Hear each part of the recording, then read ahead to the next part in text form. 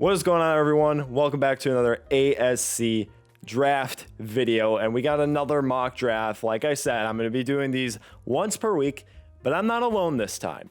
If you guys have been watching ASC as of late, you would know this guy. It is the man, the myth, the legend, Kurt, the March Madness guru. What's going on, Kurt? What's going on? I'm excited to bring my talents to the draft show and, not be doing March Madness as that's coming to a conclusion, but excited to do the mock draft with you today. Yeah, I am too. We're going to be basically doing a odds and evens mock draft. So I will be owning the evens picks. Kurt will be doing the odds picks. And also, we're going to be doing trades. And to very specify this is what we will do, not what we think is going to happen. We're going off our own boards, our own opinions, and we got pretty different opinions at some parts. So it's going to be fun. And if you guys didn't know already, we do have a podcast called Highlighted. Check it out. It's a banger. Exactly. The best podcast out there. That's what I have to say. Damn straight. All right. And also, Kurt, do you want to tell them what they have to do before they get into the video? Because you have to like, subscribe, and leave a comment. Damn straight. Let's get right into the mock draft. Kurt, kick us off at number 1. Yeah, so the least intriguing pick that I'll have to make, I'm going to have to go with Trevor Lawrence. There's not much I have to say about this pick. He's easily the best prospect in this draft, easily the best quarterback. Jacksonville is starting their rebuild. Urban Meyer's now at the helm, and they obviously need a quarterback to start that. Trevor Lawrence, no debate. He'll be the number 1 overall pick. And number 2, the New York Jets. And everyone's saying Zach Wilson. And that's more than likely what's going to happen. And I am just realizing that the Draft Network put Mac Jones at number 3. Have you noticed that? Oh, I sadly have noticed it. Okay. But if you guys saw my quarterback rankings video, you would know that he is not my quarterback 2. And since we are doing what we would do mock draft, I'm picking Justin Fields. I think he's the second best quarterback in the class. He's a top 5 player in the entire draft. He's a special talent. I think he'd feast in this offense. All right, Justin Fields off the board. So I have San Francisco sitting at 3. Obviously, they made the trade up to the 3rd overall pick. So they're obviously looking for a quarterback here. And a lot of people are going to get upset about this. They think that this pick will be Zach Wilson if he falls. And if Zach Wilson does fall to 3, then I think that San Francisco would be, definitely in a situation where they're taking him. But I think it's going to be Trey Lance, or at least that's what I would do. Trey Lance, he's the QB2 on my board. I've been loving Trey Lance since 2019, or I guess 2020, when he put up the 28 touchdowns, no interceptions. Unbelievable year for him. 14 touchdowns on the ground. I sincerely think if there's obviously an FCS fall season, if North Dakota State played a full season, he would easily be the QB2 on this board. You see a lot of analysts saying that, and I agree. I think that he was probably the QB2 heading into the season. Then obviously COVID happened, and then, he didn't get to play. We saw Zach Wilson emerge, Justin Fields do his thing. I love Trey Lance, and I think that if you put him in a situation where he's behind Garoppolo, because we've seen San Francisco State that they're not truly giving up on Jimmy Garoppolo yet. I think that if you give a, 10 to 16 games or whatever it is sitting under Garoppolo for Trey Lance, because Trey Lance is, I think we can both agree, not a quarterback you really want starting week 1. He needs to take some time, has all the tools though to be successful. And I think that it'll be a home run pick for San Francisco here if they take Trey Lance. So I'm going to go Lance at 3. Now I'm at number 4 with the Atlanta Falcons. And I brought this up in my last mock draft, and it's that they sneakily restructured Matt Ryan's contract. And that's going to make it hard for them to move on from him. So honestly, I don't think they're taking a quarterback. And there's a guy here I really like for them, but I think where they're at with their defense is a mess. And I think the defensive value at pick number 4 is not worth it. So I'm looking to trade down. So is there anyone out there who wants to trade up with Atlanta, possibly for Zach Wilson? You talking to me? Yeah. Do you have anyone? Let's see who I want. There are teams that could give up their future or mortgage some picks for him. And I would do it with Carolina, but division rival. Right. So I can't do that. The one that makes sense right now, and you did it in your other mock, but I'll do it here, is Denver, because they're in need of a quarterback. And I think that if Denver sees that Zach Wilson's dropped to 4, they'd be stupid enough not to take advantage of that opportunity. So that's what you're going to do? Is that what you're going to do? That's what I'm going to do. All right. Yeah. We will trade up. So yeah, Denver moves up. They take Zach Wilson. I did this in my last mock, like you pointed out, and I had them taking Trey Lance instead. But I mean, I think we both agree that Drew Lock is just not the guy. Correct. And Zach Wilson would be a major upgrade and also would put competition there, correct? Correct. Well, you're back up again. Oh, all right, perfect. So yeah, obviously all 4 quarterbacks are on the board. So I was talking about this the other day. So I have Cincinnati on the board at 5. I was talking about this, and Matt Miller even tweeted, stay tuned for this happening. And it was Joe Burrow throwing to Jamar Chase. And a lot of people are saying, they love the idea of just, surrounding Joe Burrow with the amount of so much talent to where he can succeed. We kind of saw that happening in last year's draft when they took T. Higgins with the first pick in the second round. Kind of their mindset was, we're going to give Burrow so many options, or hopefully give him a lot of options to where he could succeed. But in my opinion, we've been saying this all offseason, that the offensive line needs to be established for Joe Burrow to succeed. It's annoying that the only really major move they've made was signing Riley Reif, which wasn't even this extraordinary move. I mean, like we've said on the podcast, he's just this, honestly, if you think about it, this average tackle. He's not anything extraordinary, nothing that will really make Joe Burrow feel extremely comfortable with that offensive line. So as much as you would love to see, Kyle Pitts, Jamar Chase, Jalen Waddle, weapons, I just think that it makes so much sense to give him the offensive line, to bulk it up and to give him protection. So I'm going to go with someone I love, and that's Penei Sewell. People forget that Penei Sewell was, the one or two on many people's boards before, a lot happens, before the 2020 season happened. And he's just easily the best tackle in this draft, in my opinion. He does a lot well. So I'm going to go with Penei Sewell with this pick. You had me there for a sec. You almost made my life kind of difficult for the Dolphins. Thought I was going to go Chase? Yeah, I'm going to be honest with you. I think the Bengals are going to pick Chase.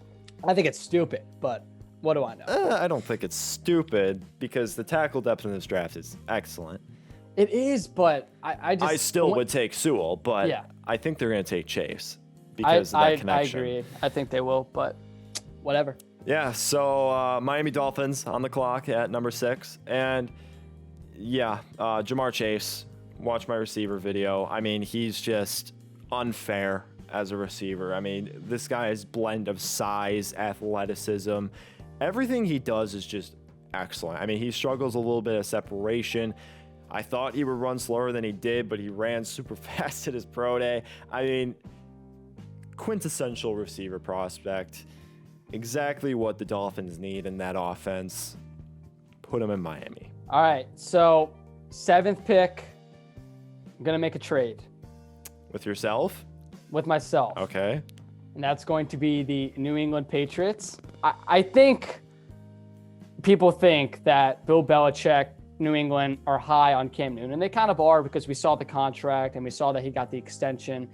But I think when you're looking, long-term solution, obviously, we've seen instances where Cam really isn't the guy. I think that they could make an aggressive move to try and get Mac Jones if they realize, and for Detroit, I think that if you're in a situation where they're kind of in a rebuilding stage, there's not a necessity you need with the 7th pick. Obviously, you would like to get like a Jalen Waddle or a weapon and try to build up from that sense. But I think that when you're given a very good offer that New England would probably put in, I think they're going to go aggressive. And I think that New England trades up to 7 and gets Mac Jones. Look, Carolina's here at 8. And Kyle Pitts is the obvious pick here. And I would do it a zillion times. But this time around, I'm going to be different. I want to do something different in this mock draft because I feel like I've given Carolina Kyle Pitts way too many times. But no quarterback is available. So if I'm Carolina right here and your number one goal this offseason was to get a quarterback, and you've obviously failed at that at this point. So I'm thinking to myself, all right, I'm going for the draft next year.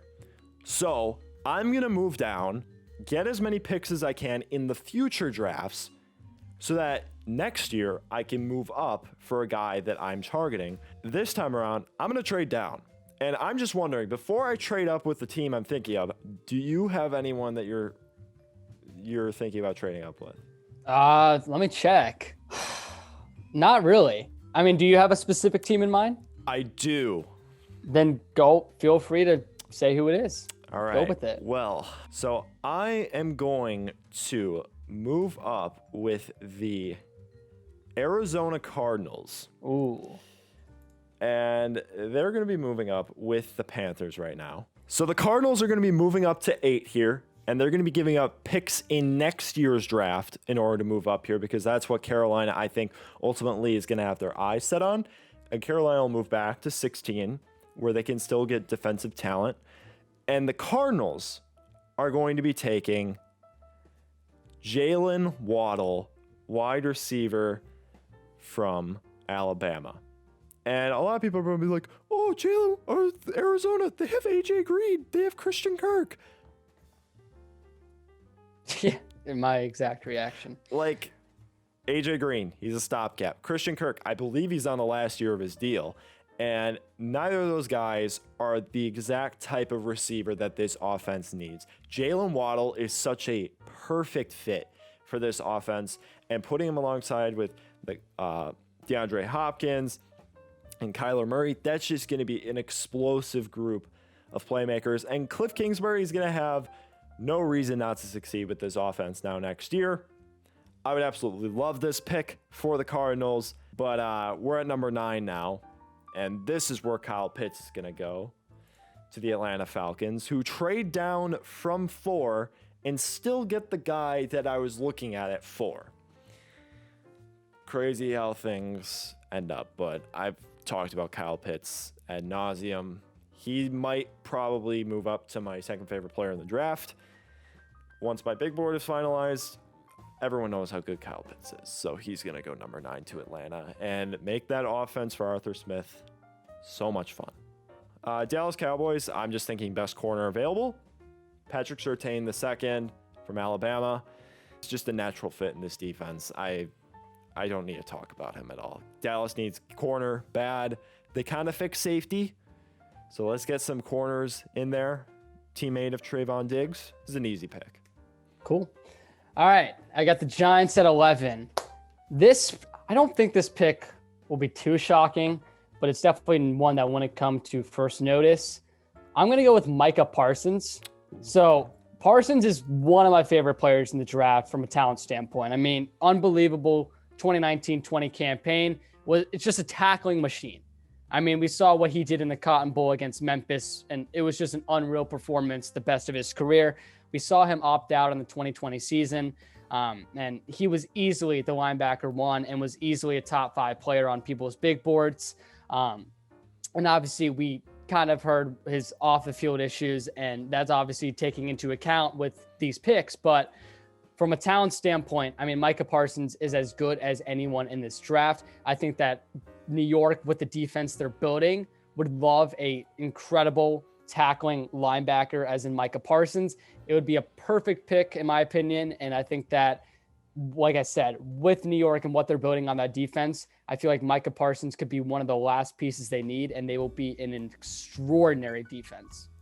Eagles at number 12. I'm going to make your next pick easy with making this pick super easy for the Eagles. Yep. Devontae Smith. They need receiver. Even though there are concerns with how he will translate to the NFL, I think he will struggle a lot out of the gate. But if he continues to improve his game, get accustomed to the NFL level, I think he could be lethal. And Philly just needs talent. That's all they need right now. And they get it at 12 after moving down. Yeah, so like you said, it's going to be an easy pick here. I'm going to go with Rashawn Slater to the Chargers. We obviously saw Corey Linsley, the signing there, and they bulked up the offensive line with that, but we saw what their starting offensive line is heading into the season, and it's definitely nothing that they should be too confident about. If Justin Herbert wants to succeed, it's kind of the same story where we've been saying about Joe Burrow. The offensive line needs to be fixed, and I think that if Rashawn Slater, who, like I alluded to earlier in this video, some people have Slater as their offensive tackle one, and obviously he's this versatile guy who can play guard, center, whatever you need on the offensive line. He's unbelievable. I mean, watch his game against Ohio State in 2019, I think it was, and we saw him take care of Chase Young like it was nothing. So Rashawn Slater, unbelievable. And I think that if he somehow drops to the Chargers at 13, they're going to be ecstatic. So I think that's the pick, Rashawn Slater to the Chargers. Love it. And Minnesota's here at 14. And there are two guys here that I'm really looking at for them. That's Elijah Vera Tucker, the lineman from USC, and Jalen Phillips, the edge from Miami. Honestly, Minnesota, I wouldn't hate a trade down here because I think you get value for what you have, but I just don't know who would move up in this situation. I don't know if you're thinking about moving up at all, but I don't think anyone's really looking to call up right now. If I'm Minnesota, I'm looking at this offensive line, which still needs a lot of help. Elijah Vera Tucker is a natural fit. He can play across the entire line, plug and play him anywhere. Just get your best five out there, and I think he can definitely do that, and he's a natural fit in this scheme. So it's the same pick from the last mock, but I just love it so much. Yeah, cool. So Detroit Lions are now on the clock. They had the 7th pick, but they traded back to 15. A lot of people in mocks have Detroit taking a wide receiver with the 7th pick. And at 15, there's not a lot of wide receivers, I'd say, to where you can almost get a good value pick with 15. So I look at kind of what are their second biggest needs, and that's corner. And I'm going to go with my second favorite corner, which is J.C. Horn. I think he's unbelievable. Been a huge fan of J.C. Horn. Like I said, he's my cornerback too. And I think that when you put him into this new, Detroit rebuilding stage, we obviously see, J.C. Horn's just so fun. Look at his attitude, and he just loves to play. He plays every possession hard. And I think that, like I said, with Detroit needing cornerback help badly, I think it'd be a good pick here at 15. So I'm going to go with J.C. Horn. I dig it. And Carolina's here at number 16. I traded down with them at number 8. And I'm looking also at corner. And I was thinking about Horn. I'm also thinking about Greg Newsome here, who I'm extremely high on. And tackle. Tackle is a huge need for them. And Russell Okung is still not back. So they need a left tackle. And Christian Darrisaw is sitting right there. So I'm going to take Christian Darrisaw for them, fortify this offensive line for your quarterback who may be coming in next year. Easy pick. Perfect. All right, so that kind of messed it up because that's the Raiders. I was going to take Darrisaw, but that's whatever. So Raiders are on the clock. They needed an offensive lineman because, they traded their whole offensive lineman away, but we've already talked about that many times. It's pathetic, but whatever. I don't see a good necessarily value pick for offensive lineman here at 17, unless you kind of want to go Tevin Jenkins, but I'm not really feeling that. So I'm going to go with linebacker Jeremiah Owusu-Koramoah. I think that'll be a lot of fun. Defense, we've obviously saw what Vegas was last year from a defensive effort, and it was pathetic. Linebackers, such a need for them. You could go across all cylinders on that defensive side of the ball, and they kind of need everything. But linebackers, one of the specific needs. JOK, top 10 guy on my board. I love him so much. He's ecstatic. He's fun to watch. In his game against Clemson, he was electric. One of the best guys on the field that day. So I'm going to go with JOK. I think it's a great pick for this Vegas squad. Yeah, I really like that. I've kind of not put him to Vegas because I feel like they already have guys that kind of fit his role, but they're playing so many guys out of position in Vegas. It's just, they're poorly ran. We know this. Miami, And they are looking at 2 players here for me, but the pick is pretty obvious in my eyes. It's a top 10 player on my board, Jalen Phillips, edge rusher from Miami. Absolute uber athlete. Technically, he's fantastic. He's super versatile. He's going to be a natural fit in this defense. I absolutely love it. Miami comes out of the draft with 2 top 10 players after trading down. Like, that's absurd. Yeah, so 19 now, I'm on the clock. My team, Washington football team. I got 2 guys in mind here with this pick. I'm thinking either Rashad Bateman or Caleb Farley. I think that both of them would be fun. Both are kind of positions of need, even though Washington went out and signed Curtis Samuel and Adam Humphries. I think that adding Bateman would just make that an electric receiving core. He would, we've seen Washington be so bad at the wide receiver core for many years, and I think that adding Bateman would be so fun. But cornerback, I'm looking at it because obviously, we signed William Jackson, but that was because we let Ronald Darby, he went to Denver. So there's basically only 2 corners, which, like I said, William Jackson and Kendall Fuller, and, they're good. But besides those 2 guys, who else are you really going to look at the cornerback position? So I think I'm going to go Caleb Farley. Caleb Farley, he was obviously a wide receiver when he got to Virginia Tech, and they transformed him to a corner. He's just this freak athlete who can do a lot of things. And I think that at 19, it's a good value pick. So Caleb Farley to Washington. Yeah, really like that. He does have injury concerns as of late. We don't really know what's going on with his back. Do you think he'll fall out of the first round? No, I do not. Okay. I'm glad you're also on I would hope not. Yeah. He's top 10 player if he's not hurt. Now I got my rival Bears at 20. Great. And damn, this is a very, very good position for the Bears to be in. Because there's 3 guys on the board that I love for them. And that's Tevin Jenkins, the tackle from Oklahoma State, who is just an absolute mauler. And he'd be awesome for the Bears. Rashad Bateman, like you brought up, the receiver from Minnesota. And Greg Newsome, the corner from Northwestern. Obviously, they just released Kyle Fuller. This one is probably the hardest pick of them all so far. Yeah. And honestly, I'm going to go with... I'm going Tevin Jenkins here. Look, even though he might be the lowest out of these 3 that I've graded, I think they need to fix this offense. And they've been so good defensively for so long. Even though I would love Greg Newsome alongside Jalen Johnson, that would be awesome. But they need to fix this offense. And I know Andy Dalton probably is not going to get you anywhere. We know this. But the thing is, he's not going to perform well if you don't give him stuff to perform with. So getting him an offensive tackle to fortify this offensive line a little more makes total sense. So Tevin Jenkins to Chicago. Yeah, so I got the Colts now at 21.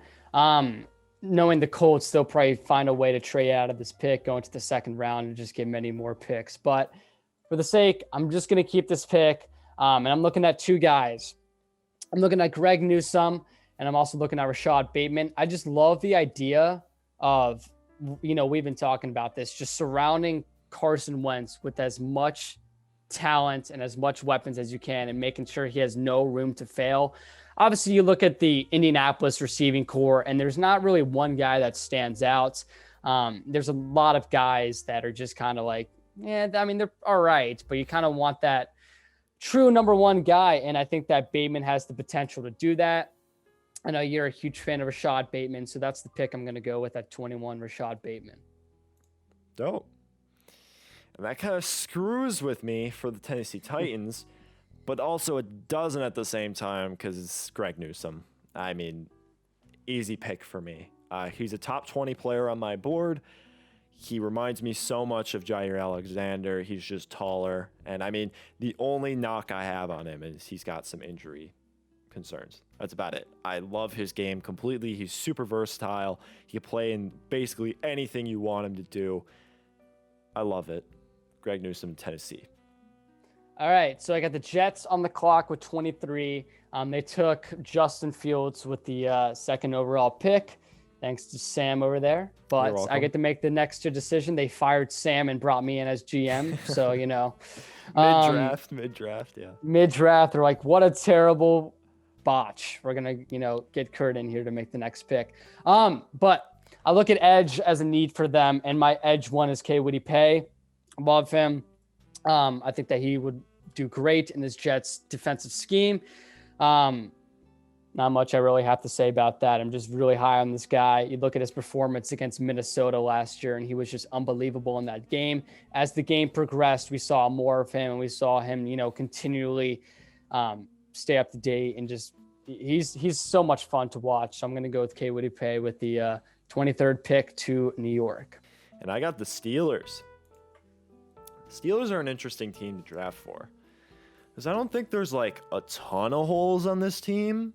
Yeah. But I'm seeing people mock running back to them, and I'm like, no, don't do that. They still have holes, especially at the offensive line, because they've lost Villanueva and Pouncey. So I'm going to go Sam Cosmi from Texas. Just plug and play him. Easy fit. I don't have to say anything else. I know the Steelers haven't drafted a first-round tackle, I think, or first-round offensive lineman since, the 90s. So this probably won't happen. But Sam Cosmi, his value's good here. Cool. All right, so I got the Jaguars with the 25th pick. They took Trevor Lawrence with the first pick, and, if they don't do that, I don't know what to say, but they will. So at the 25th pick, I'm going to go with the guy that in a weak class in this position group, he is probably the best in this position group. He's loads of fun. You just saw him at the Alabama Pro Day doing the cartwheels or whatever. Christian Barmore, I think that he would work well in this Jaguars. And the Jaguars, you honestly could go with a lot of different position groups here with this pick. Jaguars are in need of a lot of different positions. But I think that, Barmore to Jacksonville would make a lot of sense. So that's what I'm going to go with the 25th pick. Yeah, really good fit there. And I've got the Cleveland Browns at 26. Now, I'm going to be completely honest with you. I don't know what to pick. Because I like a lot of names. And honestly, if I was Cleveland, I would trade down here because there's so many guys you could still get at the top of the second round. A linebacker that is completely spiking up boards as of late finally is getting recognition that he deserves. It's Jamin Davis from Kentucky. This guy is explosive. He's exceptional in zone coverage. He's just exactly what the Browns need in a linebacker. And I think ultimately he's probably going to be a first-round pick. I think he'll probably jump Zaven Collins. So Jamin Davis goes to the Cleveland Browns, who have a glaring need at linebacker. Yeah, love the pick. His pro day for Kentucky was unbelievable. Yeah, it was absurd. Ridiculous. And that's kind of where you said he's been spiking up boards. But, you look at what he's done before that, he's had that. And it's just finally he's getting the recognition he deserves. 27, I got the Baltimore Ravens. A lot of people are going to say wide receiver would be the pick, but obviously right now, who are you really going to go with? Wide receiver, maybe Terrence Marshall. But we've said this, I think we said it on the podcast, that we think that Baltimore, it's more of a glaring need that they have edge as opposed to wide receiver. And so with that, I think they could be taking Trayvon Moehrig, but I think Azeez Ojulari, if I said that right, I don't know if I did, but whatever. It's going to be, it's all what matters, right? It's going to be the pick with them, need edge badly. And I think that when he's sitting there at 27, it would make a lot of sense for them to go with that pick. So I'm going to go with him with the 27th pick. I might bet money, not literally, but I think they're going to take two edges in the first 2 days. Probably. I think they are. I got the Saints, and the Saints are an interesting team to draft for because I never know what the hell they're going to do in the draft. But they always pick trench. I think the last time they didn't pick a trench player was Marshawn Lattimore. All right, I'll give them Kadarius Toney. I feel like his fit with the Saints is so natural. think of having a bowling ball like Alvin Kamara, who just has people bounce off of him, and then Kadarius Toney. Like, that's just absurd. And even though you got Taysom Hill at quarterback or Jameis Winston, Toney is just such a natural fit there. So, yeah. All right, we got Green Bay with the 29th pick. I know you're going to be anticipating I make a good pick, but I'm thinking about who I want here. A lot of different options because you guys, I'm wanting corner, but I just don't know if Eric Stokes makes sense here with 29. And obviously we could go to the receiver route, but I'm not a huge fan. I'm not going to say anything. I'm just going to let you do your thing. I'm going to narrow it down to 2 people. Okay. All right. I'm going to go with Elijah Moore. Oh, okay. Okay. If that was the pick on draft night, how would you feel? I wouldn't love it, if I'm being honest, because I have him just outside my top 10 receivers. I have him at 11. Oh, really? Yeah, I think he's a pure slot in the NFL, and he'll probably jump Amon-Ra St. Brown at some point. But I think he's a pure slot, and in Green Bay, I don't know. We just are allergic to smaller receivers for some reason. I couldn't tell you. But I would love his fit. I have him more as a late round 2 guy, but I wouldn't hate it, but there are receivers I like more. Fair enough. But explain why you picked him, other than... No, I'm a fan of him. I know you said he's mainly a slot guy, but we have seen him at Ole Miss be in the slot or outside. I mean, he's capable of playing both. Like you said, the fit, I think, makes a lot of sense in Green Bay. And obviously, we've seen many times in the past, Green Bay almost lacked that weapons per se. And I think that adding an Elijah Moore would be a lot of fun. We know what Aaron Rodgers brings to the table. And I think that he's one of my favorite guys in the draft. And obviously, you could go Terrence Marshall, you could go Rondale Moore, but I think that Elijah Moore would be a lot of fun here at 29. I think he's got more upside as an alpha than Toney. Yeah. But I don't know. I think he's more of a pure slot, but I wouldn't hate it.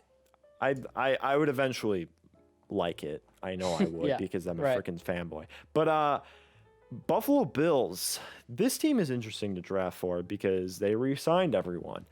And so there's no positions really to fill. But I'm looking here. They need corner, but they also need edge. And you don't really know how much you've got in AJ Epinesa. So I'll probably take a guy you can play from the others across from him. And you know what? I'm going to spice it up a bit today. I'm going to go with Jason Owe from Penn State. Dude is just an athletic monster. And obviously the thing is the lack of production he had at Penn State. But we've seen guys that are super raw come into the league and still produce super well. And I think even though this Bills defensive line isn't in a state where he could be a super successful at the gate, I think eventually he can be one of the best edge rushers in the league. It's just going to take some time. And Buffalo already has a guy like Jerry Hughes who came into the league super raw and developed into a really good pass rusher. I think they could do the same with Jason Owe. So that's going to be the pick at 30. All right. So I got the Chiefs with the 31st pick. And, we've been saying about the Chiefs ever since the Super Bowl that offensive line remained an issue for them. And obviously we saw Joe Thuney sign with them. So, they did it with that instance, but I'm still looking at offensive line for them. I'm going to go with Dylan Radunz. I think I said that right. Mm-hmm. Love him. And we've been seeing him skyrocket on boards. Not much I really have to allude to and say else, but he's one of my favorite guys in the draft. People who have done their research about him have only great things to say. He's just an unreal guy. And I think that day one, he could be a transformer for this Kansas City offensive lineman or so. That's going to be the pick with 31. I have got the last pick in the draft with the Tampa Bay Buccaneers, your Super Bowl winning Tampa Bay Buccaneers. And they brought back everyone. So this makes my life a lot harder. And in my last mock, I gave them, I believe, Travis Etienne. And that was just for the hell of it.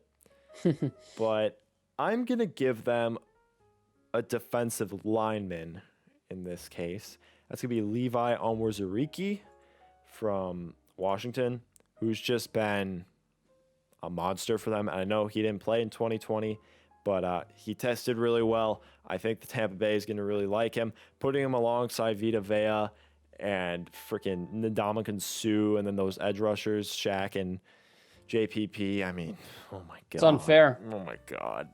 I'd hate it. I mean, it'd be lethal. It'd be absolutely lethal. But Kurt, how you feeling about this mock draft? I kind of like it. I'm looking at my picks. I don't think there was one major pick or like any major picks that I regret. I think we did a pretty good job of it. Yeah, so thank you guys for listening. Thank you guys for watching. Make sure you guys are subscribing. Make sure you guys are leaving a like. Make sure you guys are commenting, and make sure you guys are following us on Instagram at All Sports Culture. Make sure you're listening to the podcast, doing all that great stuff, and subbing to the YouTube channel. But thank you guys, and we'll see you next time.